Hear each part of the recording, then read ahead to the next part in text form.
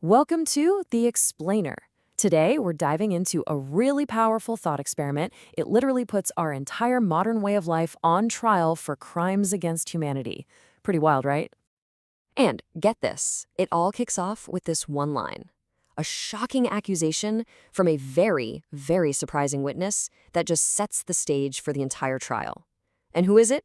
None other than the 18th century economist Adam Smith, who's apparently been brought back from the dead just to pass judgment on our world. So, to really get what he's talking about, you've got to picture the scene. We're stepping inside this courtroom, right? It's called the High Court of Asphaltica. And just imagine the air smells like burnt rubber, and there's this buzzing neon sign over the judge that says, "Freedom through asphalt." Kind of sets the tone, huh? So, who's on trial in this crazy courtroom?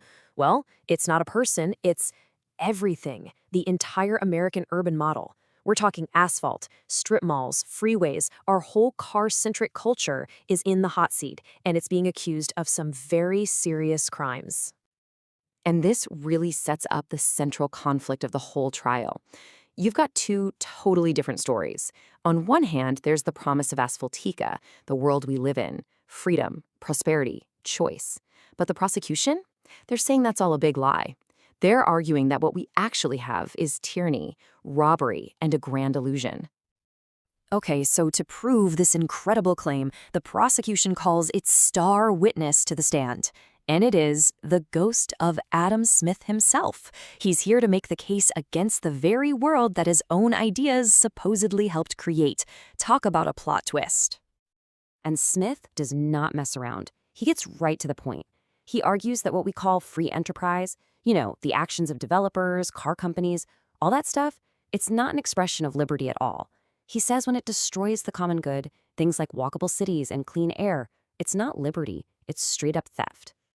And that leads him to this really powerful core accusation, a term he coins tyranny by convenience. Think about that for a second. He's arguing that being forced into a car for every single errand, breathing in smog, navigating these endless, soulless strip malls, that isn't freedom. It's a kind of oppression, just cleverly disguised as an easy lifestyle. But, of course, the defense isn't just going to sit there and take it. They get their turn. A lawyer representing the entire U.S. urban model steps up to cross-examine Smith. And this is where things get really heated, a fiery back and forth over the very meaning of freedom and choice.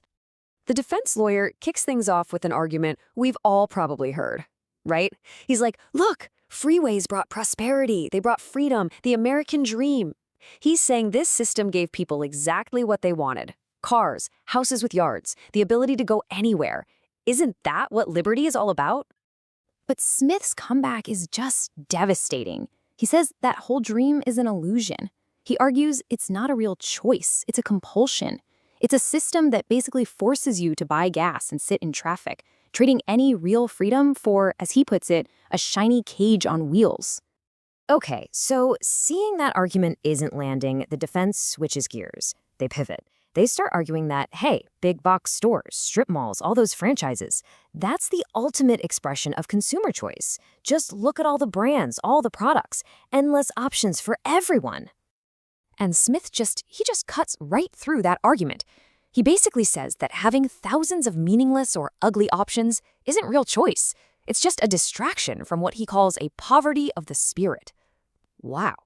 So the defense tries another angle, and this is a really crucial one. They bring up democracy, in a way. They argue that the market is wise. People chose this life by voting with their wallets for freeways and parking lots. This whole system, they claim, is exactly what the people wanted.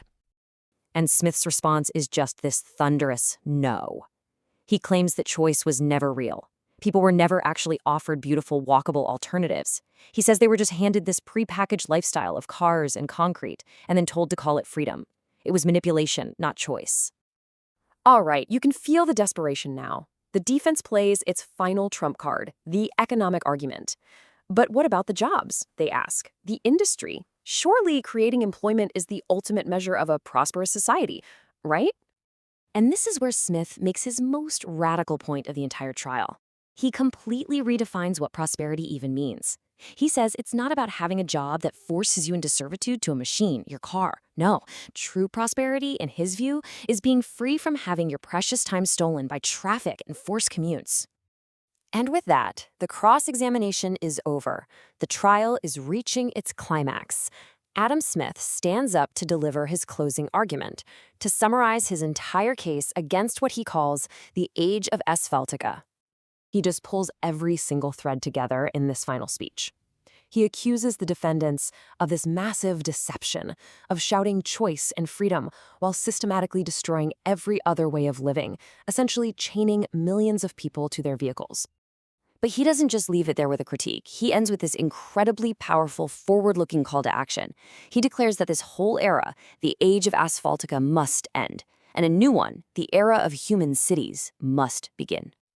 So, the arguments have been made. All the evidence has been presented. And now, the jury, made up of just average citizens, files back into the courtroom to deliver its historic verdict on the entire U.S. urban model. The verdict is read out loud, and it is absolutely unequivocal. Guilty.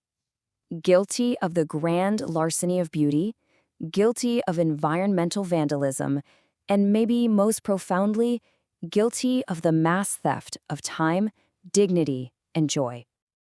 And the sentence they recommend, it's just as radical. It's a call for a complete 180 on a century of development. They demand that freeways be dismantled, that plazas and gardens should rise up where strip malls used to be, that the public reclaim its streets for people, not for machines, and that beauty should be restored as a basic civic right. The source material paints this picture of just total revolution in the courtroom. It erupts. The judge's gavel, the very symbol of the old order's authority, it literally splinters in his hand. For the very first time, the foundations of Asphaltica begin to tremble. So you see, this whole thought experiment, it's not really just a story, is it? It's designed to leave us with one final, very personal question. After hearing all the evidence, after seeing both sides, if your own city, your own neighborhood, were put on trial, what do you think the verdict would be?